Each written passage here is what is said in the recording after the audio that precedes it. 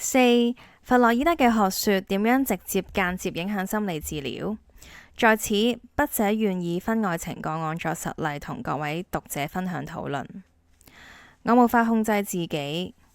喺輔導室入面，我經常聽見案主咁樣講：我冇辦法控制對佢嘅感覺同幻想，我不知不覺愛上咗佢，我冇辦法㗎。若果人類係一堆能量系統同決定性嘅潛意識嘅驅力，人類的確可憐，的確無法自我控制。案主話：我不停咁壓抑，冇用㗎。我覺得自己好假，我唔能夠再壓抑落去。我知道佢有男朋友，我又結咗婚，我實在唔應該向佢表達愛意，但我真係有呢個衝動，點解要壓抑呢？輔導員話：你既然咁痛苦，就依你所中意嘅去行啦。各位係咪好熟悉以上嘅論調呢？如果呢個宇宙冇終極嘅美善邪惡，亦都冇終極嘅人生目標，趨樂避苦唔係最切合人情咩？但係呢個人嘅快樂，若果造成別人嘅痛苦，咁又點計呢？弗洛伊德晚年嘅時候，對於個人衝動同集體利益嘅矛盾，存悲觀嘅想法，認為呢個矛盾係永遠唔可以解決嘅。其實弗洛伊德持一個自然主義世界觀，若然忠於佢嘅思想，應該對人生現象持一個純粹白描嘅態度，描述所有事物間嘅偶然碰撞同關係，而唔指出任何價值取向。但係佢嘅言論其實又隱含咗價值取向，例如性壓抑造成精神病，因為精神病係唔好㗎，所以性壓抑都係唔好。又例如一個人嘅本我想侵犯一個異性，佢嘅超我就話呢個係唔尊重嘅行為。咁應該由邊個去掌管判別本我同超我？邊個能夠評價本我性侵犯嘅慾望係正常定係唔可取呢？邊個可以評價超我嘅約束機制係美好定係壓抑真我嘅規條？若果根本完全冇礙於本體嘅行真判準，咁就根本不必掙扎啦。當輔導員以趨樂避苦嘅原則為判準，鼓勵案主追求自己中意嘅喜好，輔導員已經離開咗唯物論同埋自然主義，將趨樂避苦原則晉升為終極真理。成套輔導理念嘅世界觀就會完全自相矛盾。當輔導員隱約認同釋放本我嘅本能衝動等於釋放真我，就係將人類嘅真我貶低為動物本能同不受控制嘅衝動。呢個係對人類點樣嘅描寫？點樣嘅侮辱？五、弱點同限制。弗洛伊德影響深遠，但卻同好幾個重要嘅心理學大師交互，喺學說上分道揚鑣。呢個現象說明咗弗洛伊德學說嘅一啲限制。A. 榮格形而上學嘅觀點分歧。弗洛伊德出版咗《夢的解釋》一書之後，震撼全歐洲。榮格慕名拜訪，兩人惺惺相惜，興趣相投。可惜彼此親如父子嘅關係只係維持咗9年。1909年，榮格有一日就預知論同心靈學垂詢弗洛伊德嘅睇法。弗洛伊德劈頭就回答：純粹係胡說八道。弗洛伊德對於心靈世界如此粗鄙同膚淺嘅回應，令到榮格同弗洛伊德彼此各行各路。B. 貝爾斯切割抑整合。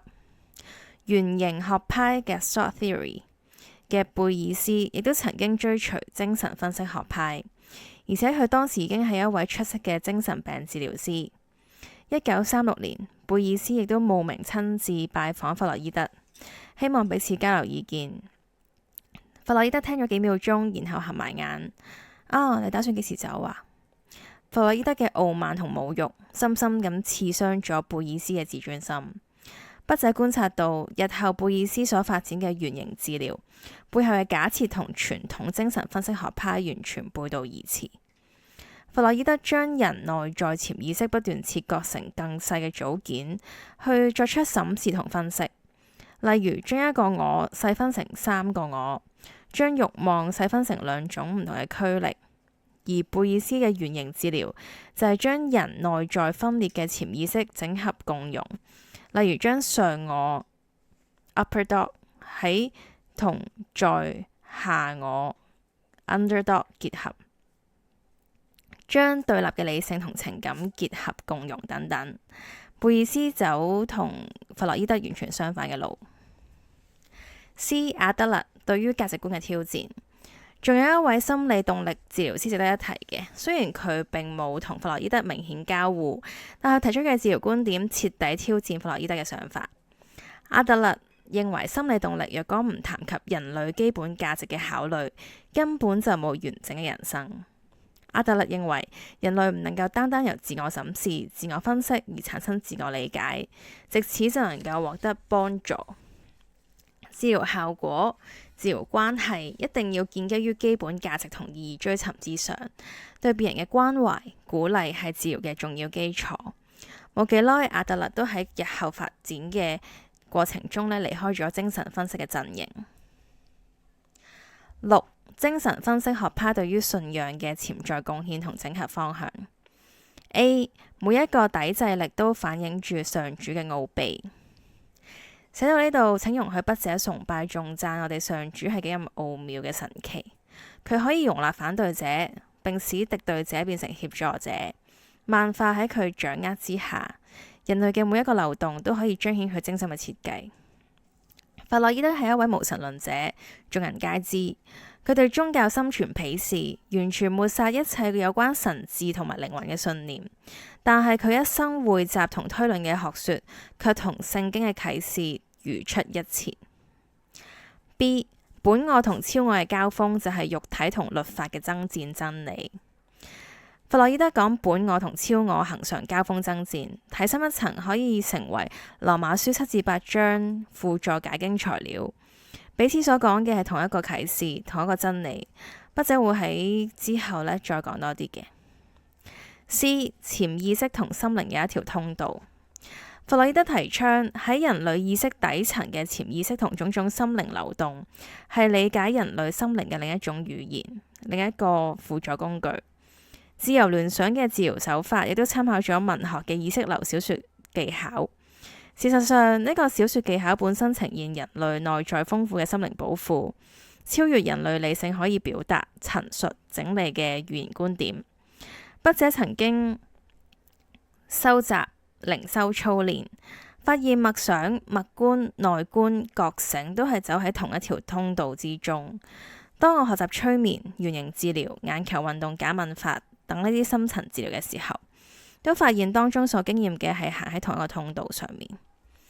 正如貝內爾喺《心靈關顧》入面所講，人嘅內在世界並冇分隔出心理同心靈嘅間隔。人嘅心理世界同潛意識流動都係共同嘅心理同心靈現象，其中最核心嘅分別就係人嘅潛意識係咪同更超越嘅聖靈感通、接觸、交往、接受滋養同引導。冇更聖善嘅靈嘅滋養引導，人嘅內在世界可以係混亂、原地踏步或者係空寂無憑嘅，因而產生焦躁不安、頹喪凄惶。若再加上缺乏人群相愛嘅滋養，好容易就會有精神病狀。呢個範圍入面仲有好多探討嘅空間。基督徒精神科醫生喺俾病人配藥嘅時候，實在有責任去深入探討呢一啲範疇。D. 弗洛伊德嘅防衛機制學說最具有實用價值同埋貢獻之處。各種防衛機制清楚顯示人類點樣迴避內在嘅焦慮同痛苦，指出人類實在冇能力去承擔自己內在嘅真相，因而用各種嘅防衛機制去掩飾內在嘅真相。心理智慧學話，協助人類，包括基督徒，對自己心靈實況更有警覺，更加真誠。有時候宗教術語不加思索嘅慣性宗教行為都可以係掩飾嘅智慧手法。筆者對弗洛伊德學說唯一不敢苟同嘅就係點樣對待心理防衛機制。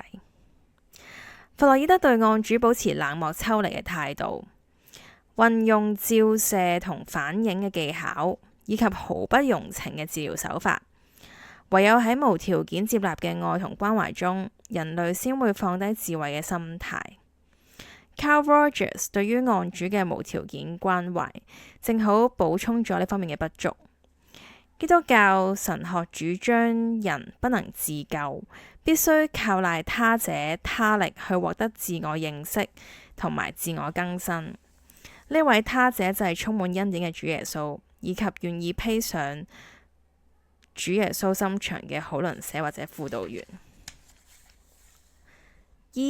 除去罪嘅名詞，仍舊經歷罪嘅狀況。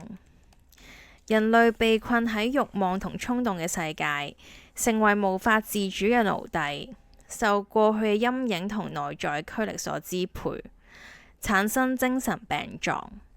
呢個係人類墮落脫離創造嘅源頭嘅惡果。痛苦呻吟係奴隸嘅準確寫照。弗洛伊德對人類嘅慾望同本能驅動力嘅解釋，其實就係對罪嘅解釋。弗洛伊德雖然刪去咗罪呢個名詞，但佢所描述同經歷嘅，卻仍然脫離唔到罪嘅狀況，甚至佢本人最後都係採取自殺、安樂死嘅方法去了結生命。親愛嘅弗洛伊德先生，當我寫親愛的3個字，我又立即想將佢刪除，因為我仲未感受到你有親切嘅情感，而且你都唔一定中意呢啲有感情嘅親切言辭。你同馬克思、達爾文一齊顛覆咗19世紀同埋20世紀嘅歐洲世界，搗亂咗10幾個世紀以嚟大家相信嘅價值秩序。寫信俾你，真係心情矛盾、愛恨交纏。我並不仰慕你，請你唔好介意我直言。有機會都想見你一面，但係就算有咁嘅機會，我亦都唔會選擇見你。首先，我一定要向你陳明清楚，你同我都係被創造尊貴嘅人類，因此即使我唔中意你，都會尊重你。你雖然認為我籍籍無名，但亦都冇資格蔑視我，一如蔑視貝爾斯、榮格嘅靈性觀同蔑視神咁樣。若然我可以請你暫時收起你嘅驕傲，嗰猶太人身份嘅自卑同自大，以及自幼成績驕人所產生嘅自視情緒，咁樣我哋可以好好傾下。我為你感到悲哀，你唔識得珍惜自己，以致濫食雪茄去鎮靜內在神經緊張嘅情緒，出入醫院無數次，甚至損失安樂死。你實在唔認識生命，亦都唔識得珍惜生命。如果你肯平靜平等咁樣君子相待，我會邀請你同我一齊查考羅馬書7至8章。嗰段經文所講嘅，正正就係你直覺領悟到嘅道德同本能喺人內心交鋒，超我同本我嗰個劇烈又無止境嘅爭戰。若然你肯拋開宗教成見，同我一齊探討呢個課題，你或者會有所發現，而且會俾你所蔑視嘅上主所吸引。你唔識珍惜生命，因為你蔑視生命嘅源頭。你生命嘅脈象亦都因此枯竭。儘管你咁聰明，仍舊同人交互，內心不快。我要多謝你發現咗好多重要嘅現象，但我想問你一個問題：究竟你係諗住啲咩嘅呢？呢啲嘢可唔可以暴露喺日光之下嘅呢？如果你冇靈魂，只係一堆能量，而且不需要面對審判，你又會點樣去掩飾你嘅諗法呢？心理防衛機制捍衛住啲乜嘢呢？捍衛住自己心靈深處嘅私隱。私隱若果唔幽暗，又何以需要掩藏？冇心靈，又冇幽暗，又冇私隱，又何苦智慧呢？請容我告訴你，聖經都容許心理智慧，只不過上主唔係採用冷漠咁揭示、分析、解剖嘅手法，而係體貼咁樣為亞當夏娃做衣裳蔽體。如果你有興趣，我一定會同你一齊查考創世記。你會為你嘅理論同創世記嘅故事着迷。老實講，我唔太中意你，甚至有啲反感。同時，我都中意你，因為你聰明與眾不同。但唯有主耶穌完全了解你、明白你。若果你願意接受 Carl Rogers 嘅一次諮詢輔導，重獲人世溫暖，再去見艾莉絲，釐清自相矛盾、鑽牛角尖嘅思想，我願意同你做朋友，介紹你認識主耶穌。有一日你就會知道點樣修正你嘅理論，你嘅理論就會發出佢嘅光輝。多言了，就此擱筆，沉思明辨。活在百多年後的對話者，霍玉蓮。